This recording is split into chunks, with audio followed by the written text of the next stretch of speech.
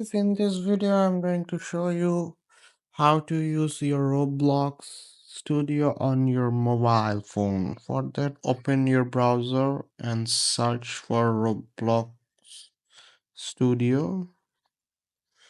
And then enter to the Roblox Studio. Here you can see my account is already logging. So here you can use your Roblox Studio as you're using in your PC. This is the same you can use in that way. So by clicking on the three line, you will see the options will pop up: creation, analysis, find and localizer, open cloud, etc, etc. So you can create your character here as well.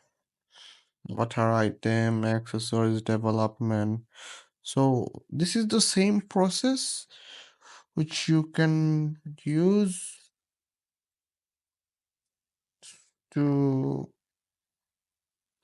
download your, or you can use in your PC. This is the same process you can use by that way. But here are some limitation. The limitation is the the section which required to use Studio is not possible to use in your phone. But you can see you can upload some assets videos, you can also upload some video, but those items which require Studio is not cannot be reached from the phone.